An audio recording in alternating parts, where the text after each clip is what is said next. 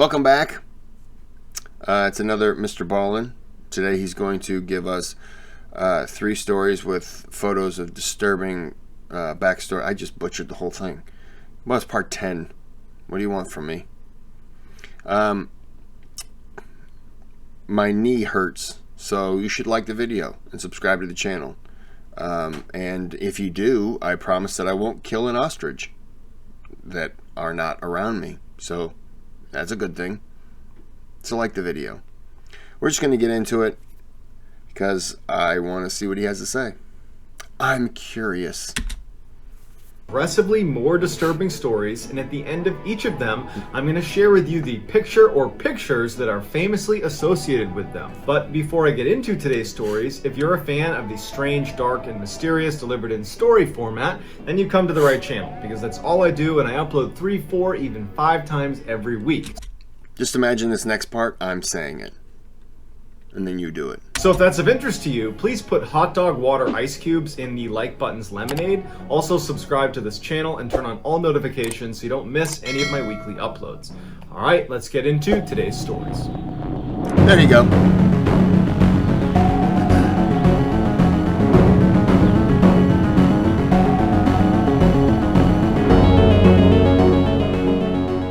At 7:27 p.m. on February 9th, 2004, a woman called the Grafton County Sheriff's Department to report a car accident. A small black sedan appeared to be wedged up against a snowbank off the side of the highway near this woman's house in Woodsville, New Hampshire. The sheriff thanked her for calling and dispatched officers to check it out. 16 minutes later, at 7:43 p.m., the sheriff's department gets another call about this black sedan up against the snowbank, and it came in from a local school bus driver. The driver said he was going down the road and he sees this black sedan up against the side of the road, and what appeared to be the driver, this young woman, no one was helping her. So the school bus driver pulls over and walks up to her. She says her name is Maura Murray. She's 21 years old. She's a college student in Massachusetts. She seemed totally fine, but was adamant that he did not call the police. And so the school bus driver at the time didn't call the police. He kind of sized her up as seeming like she was okay. She said she was going to call for a tow truck.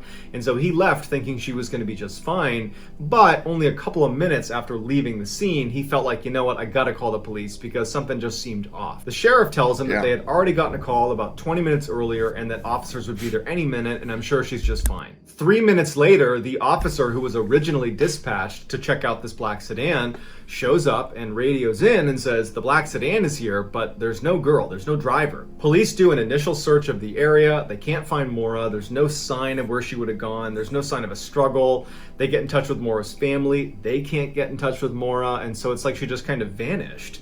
And so that night, they labeled Maura officially a missing person. On February 8th, the day before Maura went missing, she was with her father. They went out to eat, and he would say to police that she seemed totally normal. There was no red flags. There was no clear stressors in her life. Everything just seemed normal. The next morning when she gets up on February 9th, this is the day she goes missing, she finds out that all of her classes that day have been canceled because of a snowstorm. She gets up, goes over to her computer, and emails all of her professors as well as her work supervisor and tells them that there's been a death in her family and she needs to take the next week off. Family members would say that there was no death in the family, that was a lie. After emailing her professors, she drives to an ATM, withdraws $280, and then goes to a liquor store and buys $40 worth of alcohol. She also stopped at the Amherst DMV to get some paperwork she needed for some damage that had been done to her car. After that, we don't really know what she was doing until she wound up on that snowbank in Woodsville, New Hampshire. When police searched her abandoned car, they found printed out directions to a condo complex in Burlington, Vermont. Cell phone records show Maura had placed a call to one of the owners of a condo that had been put up for rent, but Maura had not indicated to anyone in her life that she was looking to rent a condo in Burlington, Vermont. I apologize for not talking. Sometimes I forget that I'm supposed to stop this every now and then and contribute, but I just get sucked into the story. So this is when I stop and blah, blah, blah, blah, blah. Back to the story. nor had she indicated to anyone that she might be traveling to Vermont for any reason. When they searched her dorm room, all of her belongings had been packed and her room had been meticulously cleaned. It was clear that she was getting ready to leave her dorm, but this is mid-semester. There's no reason she'd be leaving prematurely. And on top of her belongings in her dorm room was this typed up note to her boyfriend detailing all of their relationship issues. It wasn't a breakup note, but it was definitely something close to that. Most of Maura's belongings were either in her dorm room, all packed up, or in her abandoned car. But her cell phone, debit cards, and credit cards were all missing. However, they were never used again after the day she went missing, February 9th. 6 days after Maura went missing, a massive search is conducted around her abandoned car. They covered 20 square miles. They had helicopters, they had scent-sniffing dogs, they had hundreds of people on the ground, and there was just no trace of her. But even more strangely, on the night Maura went missing, there was snow on the ground. So you'd think you'd be able to find a couple footprints showing you where Maura might have gone. But there was none. And the scent-sniffing dogs could only track her scent about 100 feet away from the car before they lost the scent. It was like she vanished into thin air. So something happened to Maura Murray between 7:46 p.m. when the bus driver left the scene and called the police. He said she was there, he saw her, and 7:49 p.m. when the officer who was dispatched arrived on scene and Maura's not there. She went somewhere, we just don't know where or why or with who. And unfortunately, to this day, this case remains unsolved. Here is the final picture of Maura Murray. This is her withdrawing $280 at that ATM shortly before she hopped back in her car, drove up to Woodsville, New Hampshire, crashed on the side of the road, and then disappeared. There's a lot of crocodiles in New Hampshire, so maybe. That's weird. That is straight up weird. Armin Mibus seemed like a really good guy. He mowed his neighbor's lawn, he offered to fix his friends' cars, he would host these great dinner parties at his house. But underneath that charming outer layer, Armin Mibus was a deeply disturbed individual. In 2001, Armin would place an ad on the internet seeking a young, well-built man that is looking to be slaughtered and then consumed. Mibus actually got a lot of replies to this, and people acted like they were interested, but I think people were just responding because it was such an outrageous thing he was asking for, so no one went through with it. Until a man named Bernard Brandis saw it, who had previously placed an ad on the internet himself, asking if there was anybody out there that would slaughter and eat him. What? What's happening? What's happening right now? Oh, I'm looking to slaughter somebody. Oh, I was totally wanting to be killed and eaten. High five. Let's hang out. What's going on? I want to scream. What's happening right now? So perfect match. So Brandis reaches out to Armin and says, yes, I'd love to. And on March 9th, 2001, the two meet up at Armin's house. Brandis lays down in the bathtub while Armin sets up a video camera. He wants to film this for a variety of reasons, but mostly he wants to make sure that everybody sees that Brandis is doing this willingly. Why not? Show this. And look, here's a vacation I had. And, oh, look at this pictures of my kids. And here's a picture. Here's a video of me when I slaughtered this dude. And, we ate penis and just hung out. What? On camera, Brandis gives Armin the go-ahead. Initially, Armin tries biting into Brandis, but apparently he was too chewy, so Brandis suggests he gets a knife. After successfully removing a piece of Brandis, Armin fries it up in a pan, and the two of them begin to eat it. But apparently it was too burned to either of their liking, and they would feed that piece of him to the dog. What am I listening to? What am I listening to?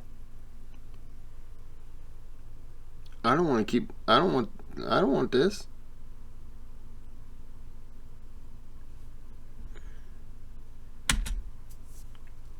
At this point, Brandis is in and out of consciousness because he's losing a lot of blood, so Armin decides to take a break and go to his room and read a Star Trek book. When Armin goes back in the bathroom, it's clear that Brandis is still alive, but he's on the verge of death.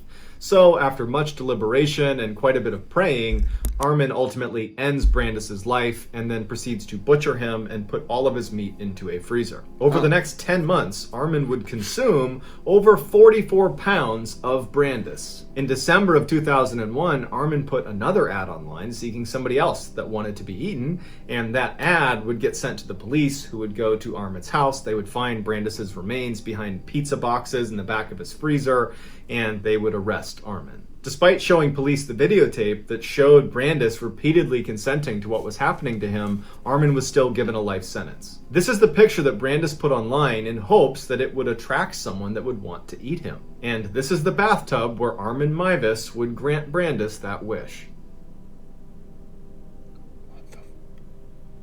A disaster began to quietly unfold at 8:49 a.m. on April 16, 2014. The Sewol Ferry that was on a routine trip to Jeju Island in South Korea was beginning to lean very badly to one side. The ferry had recently undergone illegal renovations, adding a whole bunch of new rooms to the top of the ferry that made it much more profitable, but dangerously top-heavy. Corrupt regulators who were bought off with fancy dinners and travel allowed the ship to sail unsafe despite never having stepped foot on board.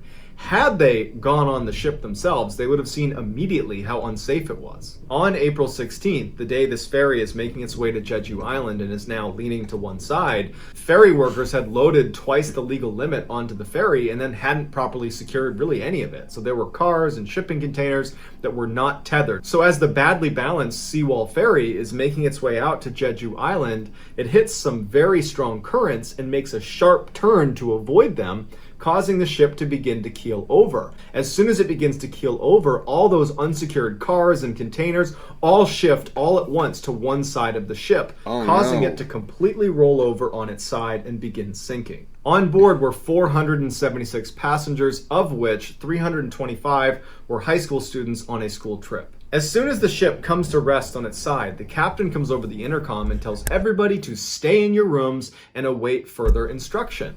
And everybody listens. They all stay in their room. And honestly, you can't blame them. No, I'm not staying in my room. I'm getting out.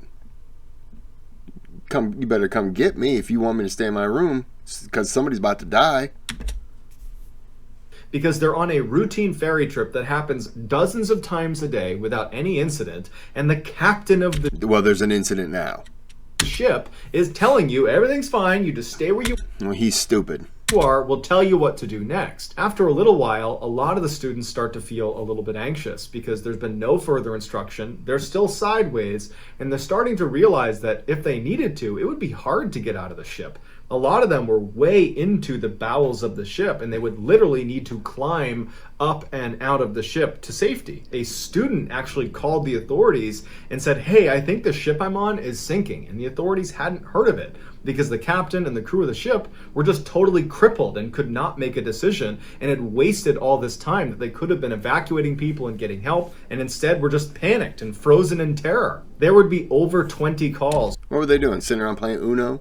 from students pleading with authorities to come save them, because now they know the ship is sinking, because they can hear the sound of water rushing into the ship, and it's just a matter of time before it reaches them. Finally, almost an hour after the ship had originally keeled over onto its side, the captain issues the evacuation call to the whole ship. But at this point, water's already getting into the compartments where these students have been told to stay, and students aren't able to leave, and there's this panic to get out of the ship. So the evacuation order was doing nothing. It was already too late. One person who survived, who had left early and disobeyed the stay in your room order, they had climbed to the top of the ship, which was really the side of the ship, and they were looking down into the ship through a hallway, and they said there was this mass of people that were coming out of their rooms and trying to climb up this hallway right as a rush of water poured in through the side of this hallway and completely filled it, and they were gone. Later on, when divers would go down to recover the bodies, they would find that many of the students had broken fingers from desperately trying to climb up those hallways when water was pouring in on them. After the divers recovered the bodies, investigators began going through their cell phones to get some sense of what happened. And on their phones were these tragic pictures and videos of these students staying in their rooms like they were told to do, just waiting for their captain to give them further instruction that never came. The captain actually abandoned ship right after that 9:30 call to evacuate came, when hundreds of students were still down below. He left the ship. So Wow. that guy should be stabbed in the neck with a butter knife. That's like having, like if you get on a plane, having a pilot who just like walks past everyone, he has a parachute on. And you'd be like, why do you have a parachute on? He's like, don't worry about it. Everything's okay. You know? And then something happens, you get turbulence and everything, and he just quickly walks past everybody. He's like, everyone stay in your seat, don't worry. And he kicks the door open and jumps out. You're not going to sit there and go, I wonder what this is all about. No.